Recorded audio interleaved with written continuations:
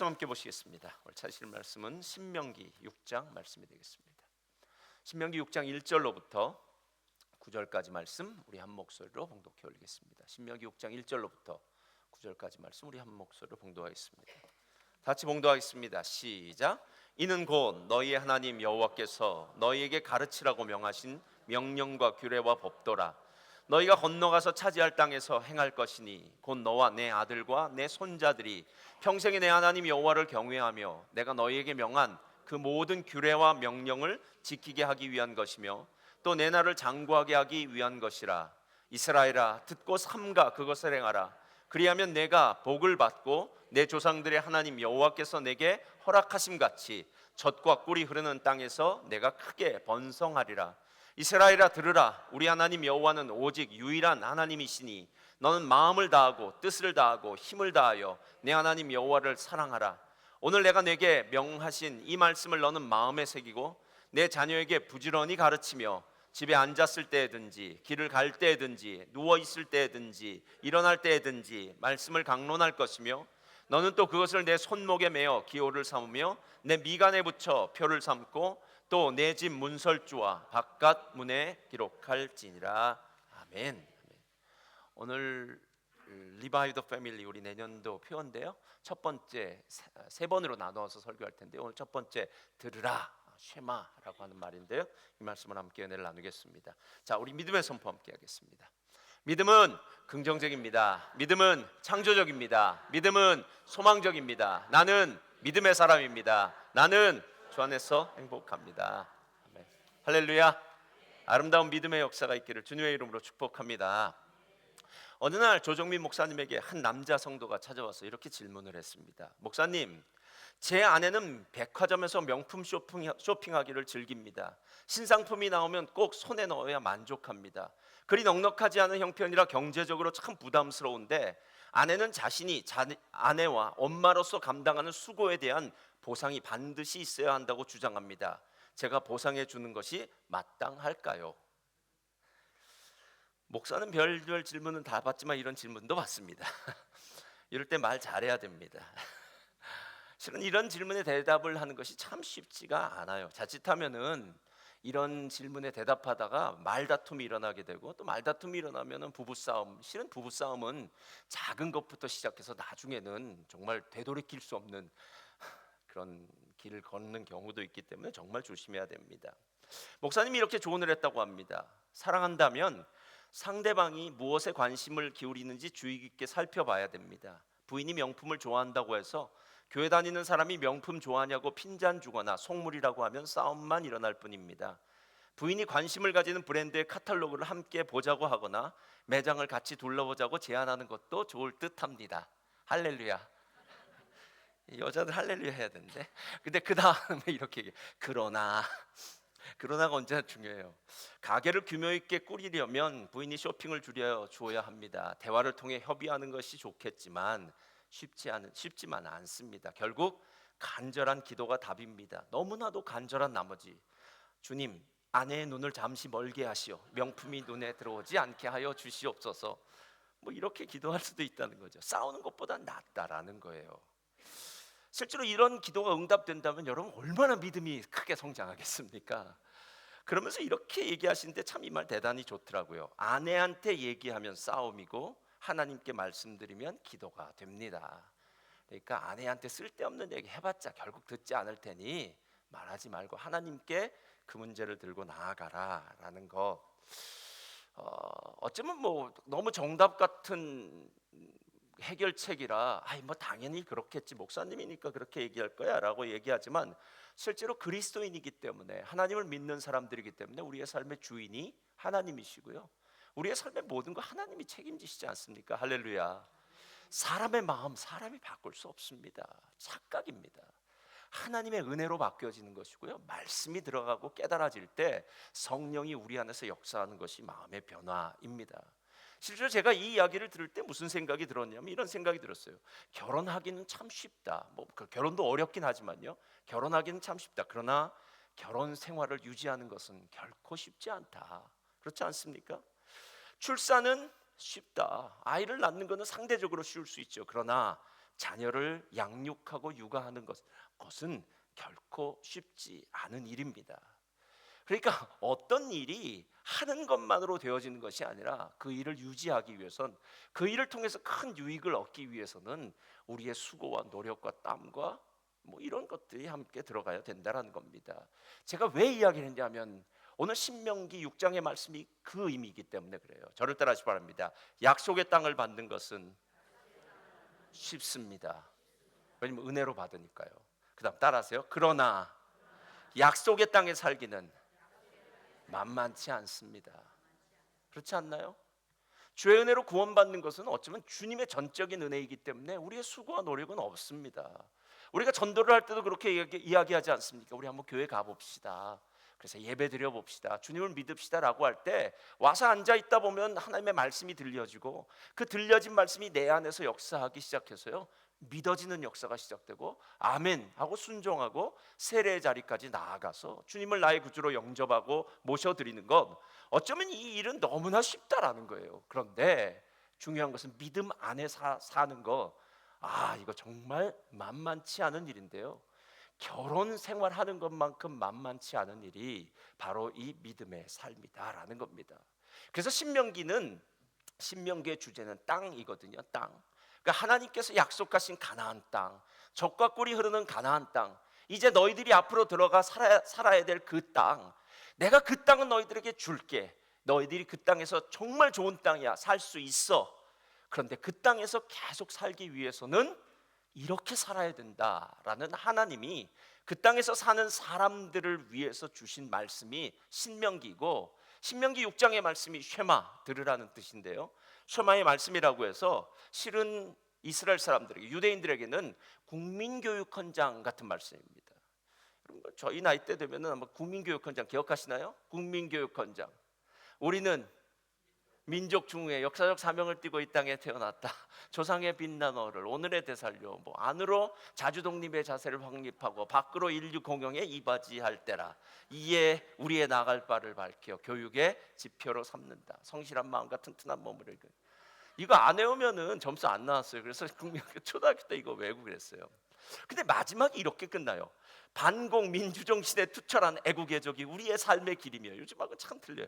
자유세계 이상을 실현한 기반이다. 길이 후손에 물려줄 영광된 통일조국의 앞날을 바라보며 신념과 긍지를 짓는 근면한 국민으로서 민족의 슬기를 모아 줄기찬 노력으로 새 역사를 창조하자. 이게 1968년도 12월 5일 날 박정희 대통령이 했던 말이라고 하니까 지금으로부터는 너무 오래된 이야기인데, 이야기를 들을 때마다, 이걸 외울 때마다 그때 참 가슴이 뜨거워졌던 그런 느낌이 납니다. 그래, 우리가 뭔가 할 수 있어, 하면 된다. 그때 달려갔던 그런 기억들이 아마 나실 것 같은데요. 오늘 쉐마의 말씀은 6장 5절부터 시작한 6장 9절까지 말씀인데, 이 말씀은 우리에게는 국민교육헌장처럼 바로 이스라엘 사람들에게는 아주 중요한, 다른 건 몰라도 이 말씀만은 꼭 외우고 기억해야 될 말씀이다라는 겁니다. 그렇다면 제가 3주 동안 계속할 텐데요, 이 말씀을 통해서 정말 무엇을 배워야 되느냐, 두 가지를 제가 함께 나눌 텐데요. 첫째로 다 같이 읽겠습니다. 시작. 말씀 순종의 훈련이 필요합니다. 자, 가나안 땅은 좋은 땅입니다. 그러나 이 땅을 일컬어 약속의 땅이라고 얘기하고요, 언약의 땅이라고 얘기합니다. 그 말은 무슨 말이냐면, 이 땅은 좋은 땅인데 아무나 돈 주고 살 수 있는 땅, 가서 침범해서 살 수 있는 땅이 아니라 언약 백성이 하나님으로부터 축복으로 받아서 누릴 수 있는 땅이다라는 겁니다. 그렇다면 이 땅의 주인은 하나님이십니다. 하나님의 말씀을 듣는 것 정말 중요하다라는 겁니다. 근데 성경에는 이 땅이 얼마나 좋은 땅인지를 얘기할 때 이렇게 세 가지를 얘기해요. 첫 번째는 젖과 꿀이 흐르는 땅이다라고 얘기해요. 저지라는 것은 목축을 한다는 뜻이겠죠. 그렇다면 목축하기에 좋은 초지가 있어요. 벌꿀, 종려나무 열매, 단맛이 넘친다는 것은 그 땅이 풍성한 열매를 맺는 땅이다라는 겁니다. 그러니까 비옥한 땅이라는 거죠. 하늘로부터 내려온 비를 통해서, 또 요단강을 통해서 요단 동쪽에는 상당히 비옥한 평야가 있었는데, 그런 평야가 있는 아름다운 땅이다, 골짜기가 있는 땅이다라는 겁니다. 둘째로 그 땅에는 풍성한 과일이 있습니다. 여러분, 제가 이 구절을 묵상하다 이런 생각이 들었어요. 이스라엘 백성들은 40년 동안 과일을 못 먹었을 거예요. 우리도 이제 밥을 먹다 보면은 음식 막 먹잖아요. 그러면 뭐 후식 없을까라고 할 때 과일이 생각납니다. 철에 따라서 과일 생각나서 요즘 같은 뭐 체리도 있을 수 있고요, 망고도 있을 수 있고요, 여러 가지 과일이 생각납니다. 근데 이스라엘 백성들이 40년 동안 과일을 못 먹었어요. 근데 정탐꾼을 보냈더니 에스골 골짜기에서 두 명이 포도송이를 두 명이 메고 왔다고 하니까 이 포도보다도 더 큰 뭐 거봉포도, 거인 포도를 들고 온 거겠죠. 여러분, 그 포도를 봤을 때 사람들이 어떤 생각이 들었을까요? 백문이 불여일견. 와, 이 땅 진짜 좋아. 이 땅이 진짜 풍성한 땅이야. 이 땅 과일이 있는 땅이야. 여러분, 이 과일이 있는 땅이라는 것이 그들에게 느껴졌을 그 큰 은혜가 있었을 것이다라는 생각이 들어서 아마 과일을 보면서 환호했을 것 같더라고요. 셋째로 그 땅을 일컬어 아름다운 땅이라고 얘기해요. 이 아름답다는 말은 정말 중요합니다. 아름답다는 말은요, 그냥 우리의 눈으로 보기에 여기 참 좋은 곳이야가 아니라 느낌이 다르다는 거예요. 실제로 하나님께서 천지를 창조하실 때 첫날부터 이렇게 시작합니다. 보시기에 좋았더라. 보시기에 좋았더라. 누가 보시기에요? 하나님이 보시기에 좋았더라. 여러분, 하나님의 보시기에 좋았다는 것은 그 창조물이 완벽했다라는 거예요. 부족함이 없다라는 겁니다. 그러니까 그 가나안 땅은 부족함이 없는 땅입니다. 하나님이 보시기에 완벽했고, 하나님이 보시기에 아름답고, 하나님이 보시기에 좋은 땅, 바로 이 땅을 하나님이 주셨다라는 거예요. 그럼 얼마나 감사합니까? 우리가 예수 그리스도를 믿으면서 시간이 지나면서 이야기하는 것이 이겁니다. 모든 것이 주님의 은혜입니다. 오늘도 마지막 찬양을 주님의 은혜, 감사 찬양 부를 텐데요, 여러분, 살면서 제일 많이 부른 찬송이 은혜의 찬송, 감사의 찬송입니다. 왜냐하면 이거 내 힘과 내 능력으로 산 것 같지가 않아요. 나는 정말 부족하고 연약하고 어리숙하고 때때로 잘못된 결정도 내리고 바보 같은 짓을 하고 실수를 하고 이 자리에 왔는데, 하나님은 그 모든 것들을 다 덮어주시고 은혜로 이끄셔서 지금까지 여기까지 인도하셨다. 에셀의 하나님으로 도와주셨던 그런 은혜가 느껴지는 것 아니겠느냐라는 거예요. 신약에는 그걸 은혜라고 부르고요, 구약에는 이것을 복이라고 얘기해요. 그러니까 복은 받는 것이고 은혜도 받는 것입니다. 그러니까 이건 하나님이 주시는 큰 은혜이기 때문에 우리가 어떤 일들을 하는 것이 아니라 하나님이 언약 백성을 위해서 예비하신 은혜를 주시고 예비하신 복을 주신다라는 거예요. 그렇다면 이제 생각을 해봐야 될 거 아니겠냐는 거예요. 손바닥도 둘이 마주쳐야 소리가 나잖아요. 여러분, 세상에서 제일 슬픈 사랑이 짝사랑 아닙니까? 여러분, 안 해보셨죠? 예. 짝사랑이 얼마나 슬픕니까? 한쪽에서 사랑합니다. 근데 한쪽에서는 싫어해요. 한쪽에서는 얼굴도 보기를 싫어한다면 그 마음이 얼마나 아프겠습니까? 하나님은 우리를 이렇게 사랑하시는데 우리는 하나님이 싫다고 얘기합니다. 하나님, 귀찮아요. 제발 좀 저쪽으로 가세요. 좀 저를 그만 내버려 두세요 라고 얘기한다면 그 약속의 땅 가나안 땅에 사는 것이 천국의 삶이 아니라 지옥의 삶이 되지 않겠느냐 라고 얘기해서 국민교육헌장 같은 말씀을 6장 5절 4절과 5절에 이렇게 얘기하고 있는 거예요. 한번 펴주세요. 다 같이 읽겠습니다. 시작. 이스라엘아 들으라.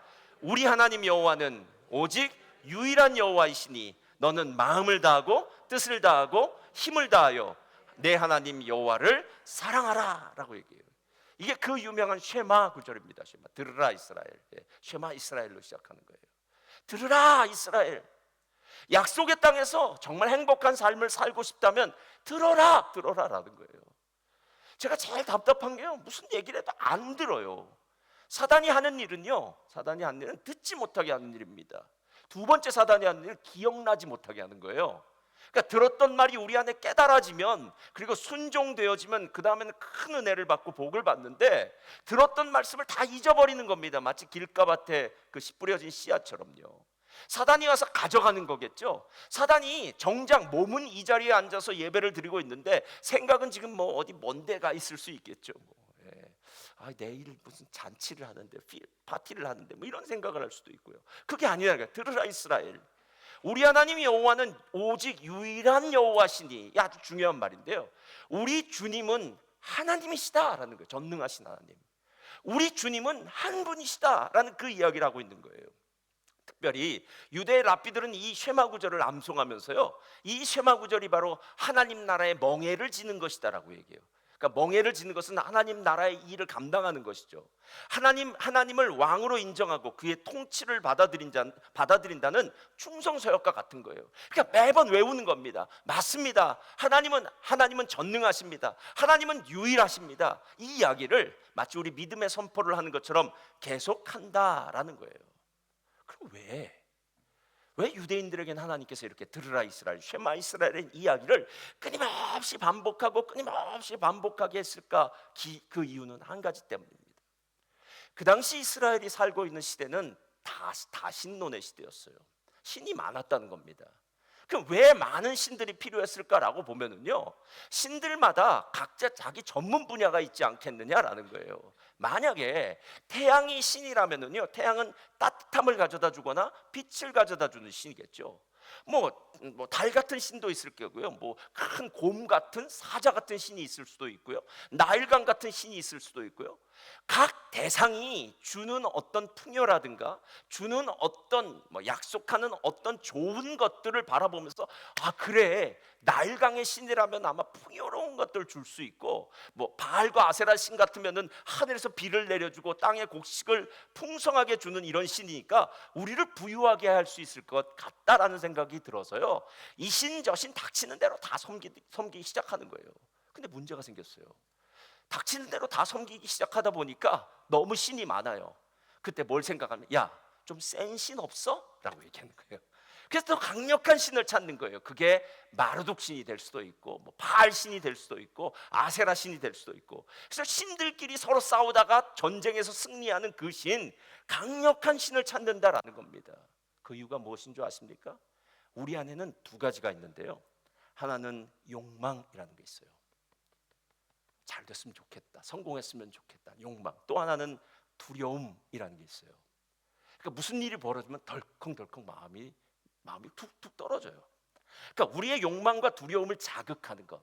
욕망이라면 내 욕망을 채워줄 수 있는 신이 어디에 있을까? 두려움이라면 내가 지금 두려워하는 문제를 해결해 줄 수 있는 신이 어디 있을까? 그들은 항상 신을 찾고 돌아다니는 사람이다라는 거예요. 가끔 기독교에 대해서 사람들이 얘기할 때 이렇게 얘기합니다. 야, 너네 왜 기독교인들은 그렇게 배타적이야? 라고 얘기해요. 배타적. 또 배타적이란 말보다요, 어떤 사람도 좀 심하게도 얘기해요. 너네들은 너무 독선적 아니야? 야, 예수만 믿어야 구원받는다고 하는 거? 야, 그게 말이나 되냐? 선하게 살아도 구원받을 수 있고, 뭐 다 세상에 신도 많은데 이 신 저 신 믿다가 착하게 살면 되는 거 아니야? 라고 얘기하는데, 요한복음 14장 6절, 내가 곧 길이요 진리요 생명이니 누구든지 나로 말미암지 않고는 아버지께로 갈 자가 없다. 진리는 배타적입니다, 여러분. 어떻게 길이 여러 개일 수 있겠습니까? 진리는 불변해야 진리예요. 1900년도 초에는요, 불교가 맞았었는데요, 1950년도쯤 되니까 이슬람교가 맞더라고요. 1980년대쯤 되니까 힌두교가 맞더라고요. 2000년대 들어오니까 기독교가 맞더라. 이게 아닙니다, 여러분.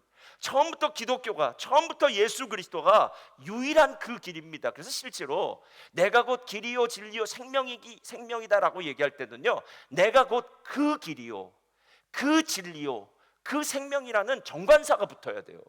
세상엔 길이 많아요. 세상엔 진리라고 이야기하는 것들이 참 많이 있습니다. 세상에는 이거 하면은 복 받는다라는 것들이 참 많아요. 그러나 예수님이 그 길입니다. 진짜 진리 되어서 진짜 우리를 축복으로 이끌 수 있는 그 길이 바로 하나님이 주신 은혜다라는 거예요. 여러분, 왜 계속 외우라고 했을까요? 저는 이 이유를 알겠어요. 요즘 저도 이제 60독을 지나가고 있는데 로마서를 듣고 또 듣고, 여러분보다 저는 로마서를 얼마나 많이 봤겠습니까? 그런데 듣다 보니까 몰랐던 구절이 되면 들었긴 했지만 그냥 쑥쑥 지나가는 구절이 툭툭툭툭툭툭 치고 들어와요. 어떨 때 들어올 땐 이 구절이 들려오고, 어떨 때 들어올 땐 저 구절이 들고, 어저께인가요 들을 땐 16장의 베베가 생각나더라고요. 이 나라 이름은 피비예요, 피비. 베베라는 사람이 얼마나 대단했길래 사도 바울이 이 베베가 겐그레아의 일꾼인데, 겐그레아는 고린도였거든요. 고린도의 일꾼을 그 큰 로마 교회에다가, 설교를 또 시작하네요. 혼자 생각했다 이거예요. 로마 교회에 천거를 할까? 여러분, 쉽게 누구를 천거합니까? 그런 일 없어요. 우리도 누군가를 청구할 때 이 사람 진짜 믿을 만합니다. 집사님, 어디 제가 좀 일꾼 필요한데 이 사람 없어요? 뭐 필요한데 이런 사람 없어요? 라고 할 땐 진짜 믿을 만한 사람을 우리가 청구하잖아요. 사도 바울이 그것도 16장 1절부터 베베를 천거할 보면서 와, 자기도 안 가본 교회 성도들에게 이 갱그라의 베베 피비죠, 베베를 천거한다는 건 베베가 진짜 어떤 여자였을까 하고 베베에 대해서 혼자 생각했어요. 그러니까 또 16장이 훅 지나가더라고요. 여러분, 오늘 지금 그 이야기예요.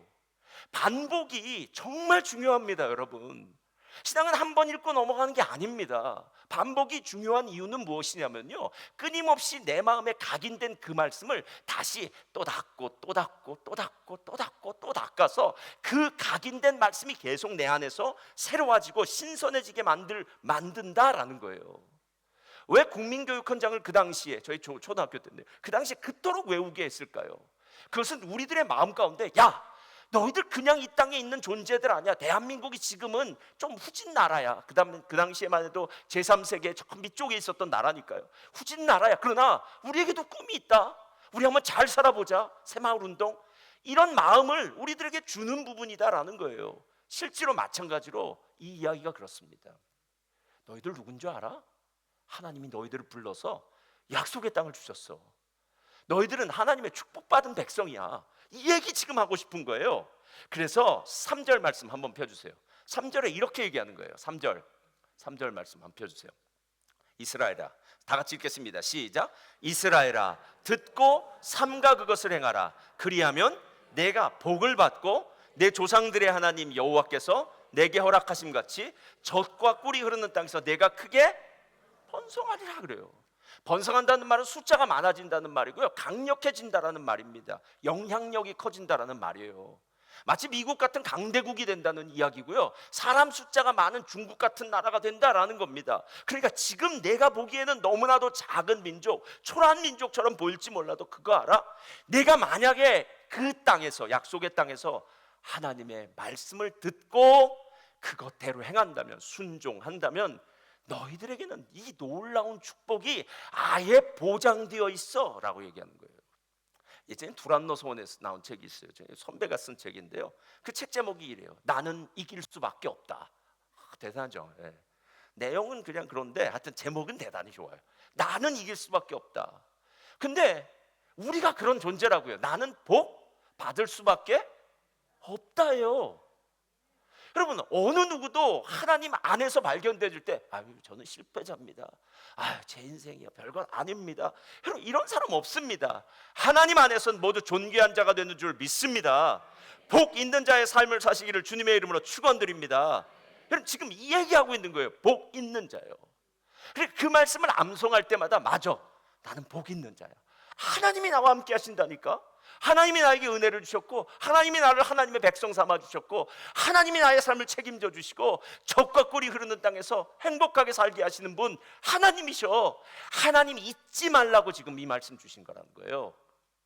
그런데 하나님이 대단하신 거는요, 우리만 그런 삶을 사는 것이 아니라 우리의 공동체가 그 삶을 살게 하기 위한 겁니다. 둘째로 펴주세요. 다 같이 읽겠습니다. 시작. 배우고. 자, 2절을 보면은요, 오늘 이 말씀을 전하는 모세는 이 말씀을 듣는 당사자뿐 아니라 그의 가족들을 이제 호명하기 시작해요. 2절에서 이렇게 얘기해요. 너와 내 아들과 내 손자들이 평생에, 이렇게 얘기해요. 잘 들으세요. 너와 내 아들들과 내 손자들이, 내 3대를 의미해요. 3대요. 예전에 제가 얘기했죠. 어느 집사님 신방을 갔더니 그 집사님이, 목사님, 우리 교회 3대가 신앙생활 하시는 가정이 있습니까? 이렇게 묻잖아요. 3대가 신앙생활하는 건 그냥 3대가 한꺼번에 이민으로 와서 있는 3대가 아니라 부모님이 예수를 믿고 자녀를 낳았더니 그 자녀가 또 자녀를 낳았는데 그 자녀까지도 이 교회에 있냐라는 거예요. 3대가 함께 신앙생활하는 겁니다, 여러분. 저희가 요번에 Revive the Family라는 2026년 교회 표인데요, 이제 우리 송구영 신 예배 때 교회 표가 붙을 텐데요, Revive the Family라는 이 말의 의미는 가정아 살아나라인데, 가정이 그냥 사는 것이 아니라 가정이 말씀으로 살아나야 된다라는 거예요. 이건 어쩌면 저와 여러분에겐 절대적인 소망이 돼야 됩니다. 여러분, 이민 왜 오셨습니까? 수많은 이민 온 1세대들이 똑같이 이야기합니다. 목사님, 저야 이미 이렇게 살았지만 우리 자녀들에게 좋은 미래를 주기 위해서, 우리 자녀들에게 정말 자유로운 세상을 주기 위해서, 행복한 세상을 주기 위해서 제가 이민 왔습니다 하는 분들, 제가 거의 70~80% 이상은 그런 분들 만났어요. 다시 물어볼게요. 우리 자녀들이 호주 땅에서 정말 잘 살기 위해서는 방법은 하나밖에 없습니다. 쉐마 이스라엘, 하나님 말씀 듣는 방법밖에 없습니다. 근데 만약에 하나님 말씀 듣는 걸 실패했다면 우리 목적이 실패한 게 되는 거예요. 하나님은 지금 아름다운 땅, 좋은 땅, 세상적으로 보는 것을 잘 산다고 얘기하지 않습니다. 그렇게 잘 사는 곳이라면 저기 북유럽에 가시면 되고요. 뭐 세상에 잘 사는 나라 여러 나라들이 있습니다. 세상 잘 사는 나라 1등, 2등, 3등, 4등 뭐 나와서 또 뭐 아시아에서는 싱가포르가 1등이더라고요. 싱가포르 가서 살아야 됩니다. 제일 잘 사는 나라. 그게 아닙니다. 하나님이 지금 우리들에게 이야기하는 것은 하나님의 백성이 하나님의 땅에서 하나님과 함께 복을 누리며 사는 것.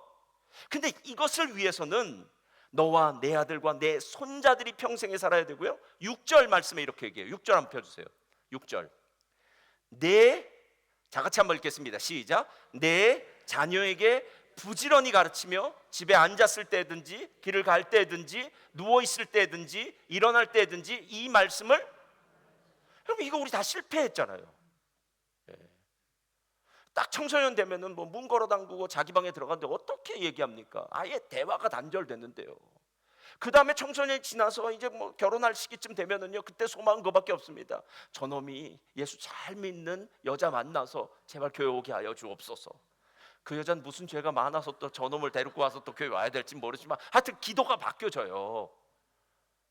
여러분, 지금 오늘 이야기하는 부분이 실제로 우리가 약속의 땅에서 하나님의 말씀대로 살지 않았다는 걸 얘기하고 있는 거예요.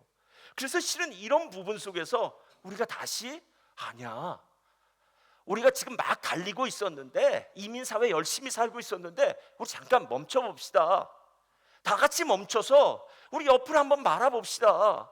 다른 사람 바라보지 말고 우리 가정 한번 바라봅시다. 우리 자녀들이 지금 믿음 안에 살고 있는지, 무엇 때문에 이 땅에서 살고 있는지 우리 자녀들 한번 바라봅시다. 자녀들 생각하라는 거 아닙니까? 저희 고모가 제가 초등학교 때 미국에 이민을 가셨어요. 제가 미국에 가보니까 버지니아의 흑인 거주 지역에서 슈퍼 하셨더라고요. 권총을 진짜 밑에 놓고 하셨더라고요. 정말 어렵게 사셨어요. 그러니까 본인이 힘들게 사셨고 그렇지만 자녀들은 또 다들 또 전문직에 있으면서 잘 살아요. 근데 본인이 너무 이민사회가 힘드니까 한국에 있는 동생들이 어떻게 뭐 한국에 잘 살고 있겠지라고만 생각했어요. 그러다 한 20여 년이 지나서 한국에 한번 나왔어요, 고모가. 그랬더니 한국에 있는 그 가족이 어렵게 사는 거예요. 좀 자기가 보기에. 그러니까 안타깝다. 내가 만약에 네가 지금 이렇게 사는 걸 옛날에 알았다면, 그때만 해도 뭐 형제 초청이라든가 이런 초청이 있었으니까 미국에 데리고 갈 걸. 그럼 미국에서 살 수 있었을 텐데, 내가 그때는 내가 사는 것도 힘들었지만 네가 여기서 그냥 잘 살고 있는 것이라고 있다고 생각해서 내가 데려가지 못한 게 안타깝다라고 후회하더라는 거예요. 여러분, 가족을 보면서도 안타깝게 생각합니다. 내 가족이, 내 자녀가, 내 동생이, 내 형이 지금 못 살고 있다라는 거예요.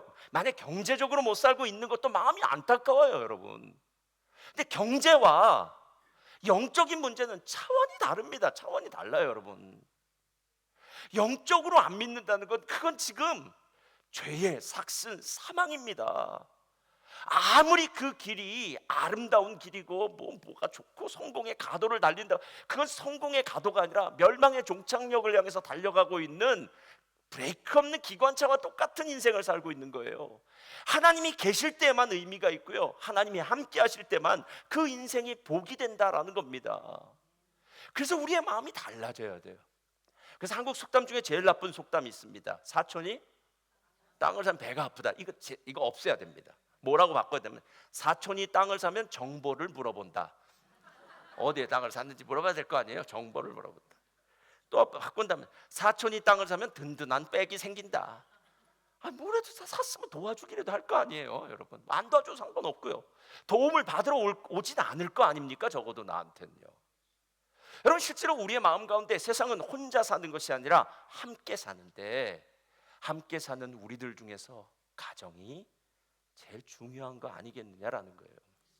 아까 6장 6절 7절에 이렇게 얘기해요. 내 자녀에게 부지런히 가르치며 함께 앉았을 때든지 길을 갈 때든지 누워 있을 때든지 일어날 때든지 말씀을 강론할 것이며 넌 또 그것을 내 손목에 메어 기호를 삼으며 내 미간에 붙여 표를 삼고 또 내 집 문설주와 바깥문에 기록할지라. 그럼 얼마나 집요하게 오늘 한 가정이 말씀의 반석 위에 굳건히 서고 말씀의 울타리로 단단해지기를 지금 이야기하고 있냐는 거예요. 그러니까 이 가정을 녹즙기에 넣고, 이런 가정이죠. 신명기 6장 7절로부터 9절까지 나와 있는 이 가정을 녹즙기에 넣고 녹즙을 쫙 짠다면 마지막에 나온 건 말씀이라는 거예요. 말씀이요. 그리고 그 말씀은 들으라 이스라엘아. 우리 하나님은 한 분이셔. 우리 하나님은 좋으신 분이야. 전능하신 하나님이야. 지금 이 얘기하고 있다라는 거예요. 하나님이 어떤 분이신지, 하나님 진짜 좋은 분이라는 거예요. 그 하나님 없이 우리는 살 수 없는 존재다라는 거예요. 그런데 제가 미국의 어떤 연구소에서요, 학습에 대한 연구 결과라고 얘기해요. 자, 한번 피라미드 한번 펴주세요. 자, 학습에 대한 연구 결과인데 이래요. 사람이 렉처를 들을 때, 강의를 들을 때 5% 정도 이해한답니다. 두 번째, 책을 읽을 때 10% 정도 이해한대요. 세 번째, 시청각 학습을 할 때 20% 이해하고, 네 번째, 시연한다고 하죠. 데몬스트레이션. 시연할 때 30%, 토론, 디스커션 할 때 50%를 이해가 되고요. 실제로 내가 그걸 연습해 보는 거죠. 프랙티싱 하는 거죠. 그때 75%고요. 마지막에 뭐라고 써 있는지 보이세요? Teach others. 다른 사람 가르치면 90% 이상 내 것이 된대요. 하나님이 왜 이렇게 썼는지 이해 가시지 않습니까? 내 자녀에게 부지런히 가르치며 라고 하는 말은요, 가르쳐야만 너도 안다라는 거예요. 그 말이요. 어설프게 기억되어진 배운 내 신앙 지식이 내 자녀를 앞에 놓고, 야, 하나님이 오늘 말씀에 이렇게 말씀하셨어 라고 얘기하면, 자녀는 렉처를 지금 듣고 있으니까 듣는다는 거 아까 5%, 강의 듣기니까, 강의라면 그 정도를 배우다 전하는 나는 그 말씀의 90%를 이해하는 사람이 된다라는 겁니다. 아까도 이야기했습니다. 가정 예배하는요, 여러분 목숨을 거시고 시작을 해야 돼요. 목요일 저녁은 가정 예배의 날입니다. 할렐루야. 예, 자녀들에게도 이렇게 얘기하시면 됩니다. 우리 집은 목요일 저녁은 가정 예배의 날이야. 가정 예배의 날은 우리가 함께 모여서 다 같은 큐티를 하지 않습니까? 이제 본문이 똑같잖아요. 영어책 다 있지 않습니까? 제가 35년 큐티를 했지만요, 이번 12월이 매일 성경을 끝나는데요, 이제 큐티로 바꾼 이유는 오직 한 가지입니다. 우리의 자녀들이 각자의 나이에 맞는 영어로 된 교재를 갖지 못하면 충분히 이해하지를 못하고, 충분히 말씀을 이해하지 못하면 말씀을 나눌 수가 없기 때문에, 한글이 편한 사람은 한글로, 영어가 편한 사람은 영어로 말씀을 각자 들고 보라는 거예요. 여러분, 남의 거 보지 마시고 자기 게 있어야 돼요. 자기 거요. 그래서 오늘 아마 여분을 또 판다고 합니다. 그래서 남의 거 보는 거예요, 여러분. 예. 목요일 저녁은 가정 예배의 날이야.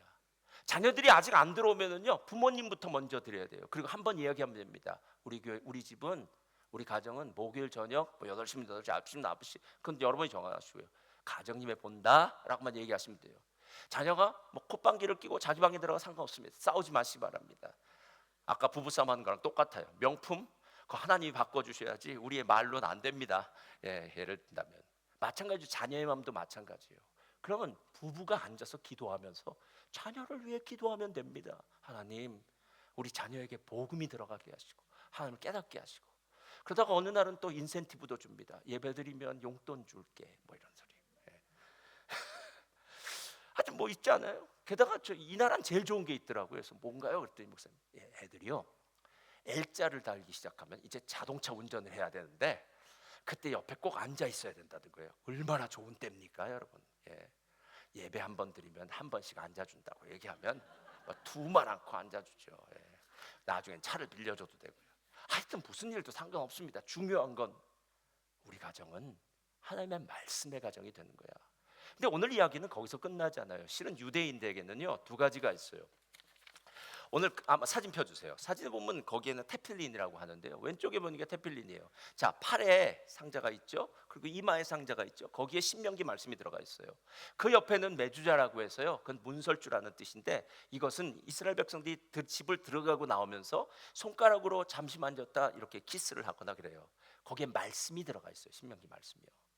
이게 무슨 말이냐면 가르치는 것에 만족하지 말아라. 집 구석구석에 하나님 말씀을 그냥 붙여놓으라는 거예요. 그리고 아이들 티셔츠를 사줄 때도 여기서 God is good 뭐 이런 거, 그렇죠?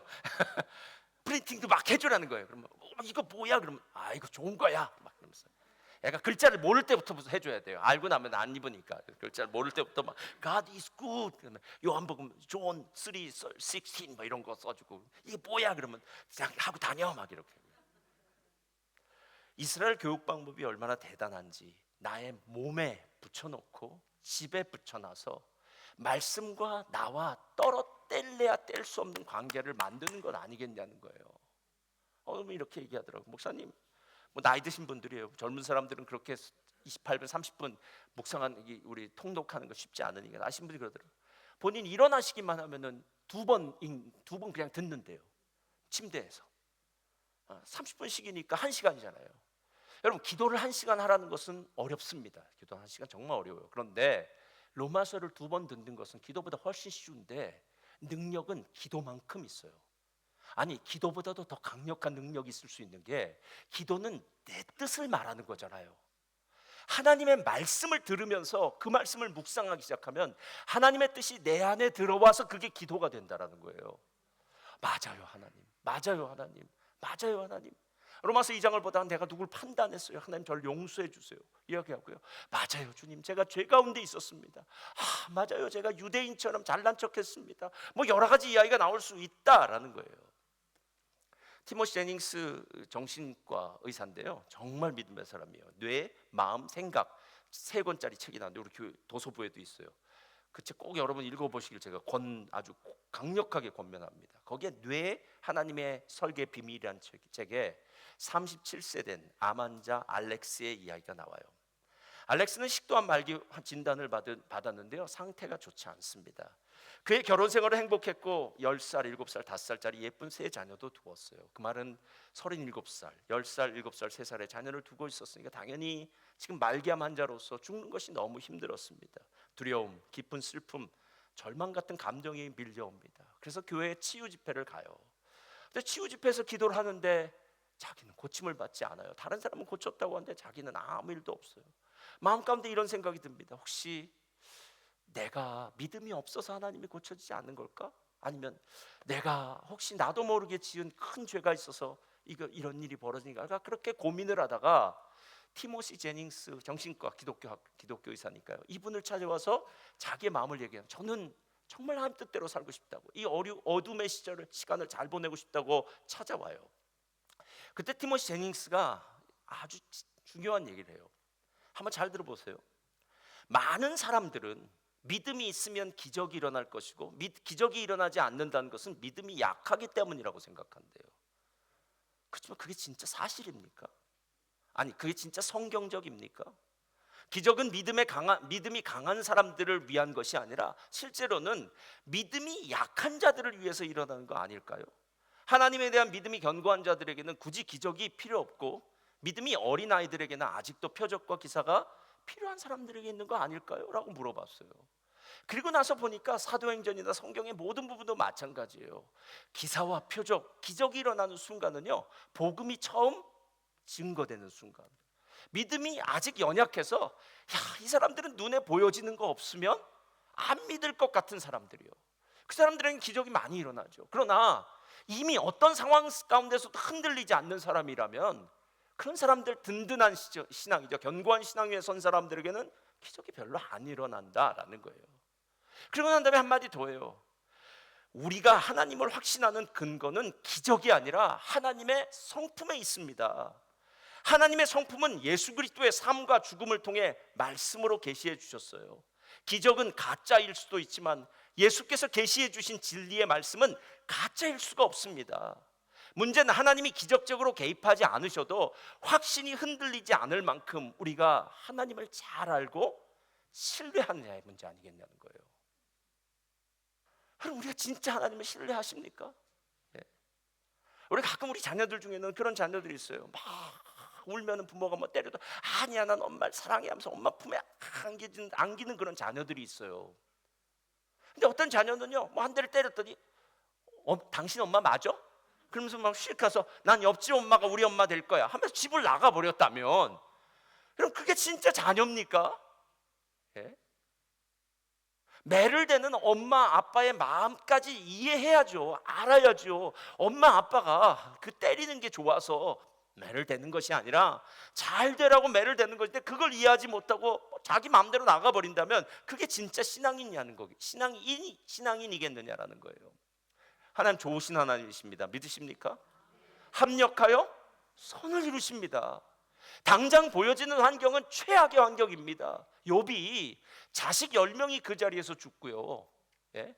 모든 재산은 다 날아가 버리고요, 그리고 자기의 몸에는 악창이 나서 기왓장으로 푹푹 긁었다고 합니다. 사랑하는 자기 아내는 이 욥을 향해서 이렇게 얘기합니다. 당신이 지금 이 환경들, 이 모습을 다 보면서도 그렇게 하나님 앞에 순수한 신앙 지킬 거냐라고. 예? 그냥 하나님을 저주하고 죽어라, 이렇게 얘기해요. 이 말 맞지 않습니까? 만약 저와 여러분의 삶 가운데 욥과 같은 일이 딱 벌어졌다면 옆에 있는 집사님들이, 가십거리 좋아하는 집사님들이 뭐라고 얘기하겠습니까? 야, 아마 숨겨진 죄가 있으니까 말도 안 돼. 어떻게 자식이 죽고 상업이 망하고 병들고, 야 이건 아니야. 아마 분명히 뭔가 있을 거야. 뭐 이런 식으로 판단했겠죠. 아니에요, 여러분. 하나님은 욥의 믿음이 얼마나 좋은지 사탄한테 자랑할 만큼 욥은 훌륭한 사람이었다고요. 욥은 죄 때문에 지금 고난당하는 게 아닙니다, 여러분. 하나님의 뜻이 있기 때문에 그렇습니다.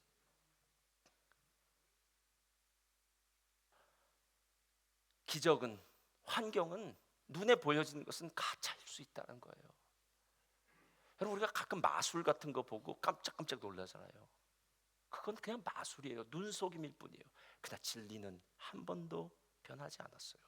근데 놀라운 사실은 이렇게 티모시 제닉스가 얘기를 하니까요, 그 말씀이 그 환자의 알렉스의 마음에 들어갔어요. 그리고 알렉스가 달라져요. 자신의 비참한 상황과 자아에 몰두하기보다는 하나님의 사랑이 자신을 통해서 이웃에게 흘러가기를 원합니다. 그러다 보니까 옆에 있는 간호사들, 가족들에게 우울한 기색을 떨치지 않고 격려해 주기 시작해요. 어둠 가운데 비치는 빛의 삶을 시작합니다. 근데 놀라운 사실은요, 그 형제 중에 여동생과 남동생이었나 본데요, 시험을 받아서 주님을 떠난 가족이 있었대요. 2명이 있었답니다. 그들은 경제적으로도 상당히 부유하고 사업에도 성공했답니다. 그러나 그 마음 가운데는 너무 세상적이서 하나님이 들어설 자리가 없었대요. 그런데 헤랄드가 그들을 위해서 기도했답니다. 하나님, 우리 가족을 구원해 주십시오.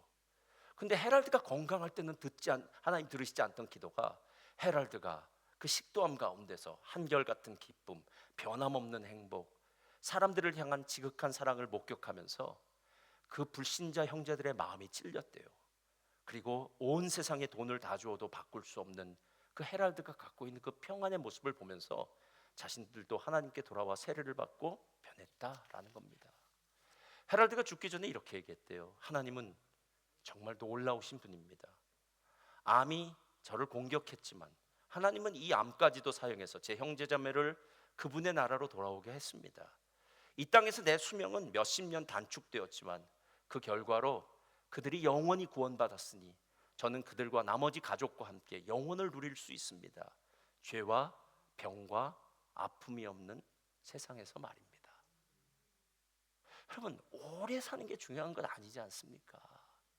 짧은 시간을 살아도, 단 10분을, 단 1분을 살아도 그 사람의 인생이 빛처럼 빛날 수 있고 생명처럼 풍성할 수 있는 인생이 있는가 하면, 오래 살았다고 이야기하지만 사람들에게는 걸림돌이 되고 사람들의 걱정거리와 염려거리가 되는 인생을 살았다면 그건 축복의 통로라고 이야기할 수가 없습니다. 여러분, 알렉스가 변한 이유가 무엇입니까? 그가 기적이나 환경을 바라본 것이 아니라 말씀 아닙니까? 진리 아닙니까? 변치 않는 말씀이요. 그건 사람이 아닙니다, 여러분. 환경이 아닙니다. 하나님의 진리의 말씀에 털을 탁 붙들고 그 진리의 터 위에 믿음의 집을 세우다 보니까 흔들리지 않는 그 믿음의 아름다운 집이 세워지고 나서 많은 사람들에게는 더 은혜스러운 삶, 축복의 통로의 삶을 살게 되었다라는 겁니다. 2026년은 Revive the Family, 가정아 살아나라입니다. 차영태 옆으로 나와주시고요. 가끔 우리가 목숨 건다고 얘기하지 않습니까? 실은 오늘 신명기 6장은 오늘 목숨 거는 얘기가 나와요. 신명기 6장 6절에 이렇게 얘기합니다. 6장 5절에 이렇게 얘기합니다. 너는 마음을 다하고 뜻을 다하고 힘을 다하여 내 하나님 여호와를 사랑하라. 이건 목숨 걸고 하나님을 사랑하라는 거고요. 목숨 걸고 하나님 사랑하려면 말씀밖에 없습니다. 말씀이 들려지게 해주세요. 하나님 말씀이 들려지고 깨달아지게 해주세요. 말씀이 들려지고 깨달아지고 순종하게 해주세요. 여러분, 여러분의 생각 내려놓으셔야 됩니다. 내가 보기엔 이건 아니고 내가 보기엔 필요 없습니다. 하나님이 말씀하시는 것이 진리이고 정답입니다. 우리의 자녀의 삶 가운데도 정답 되신 하나님의 은혜의 말씀이 들려지기를 주님의 이름으로 축원드립니다. 우리 하나님 찬송 함께 할까요? 우리 오늘 숨을 쉬는 것 감사 우리 찬송 드리겠습니다.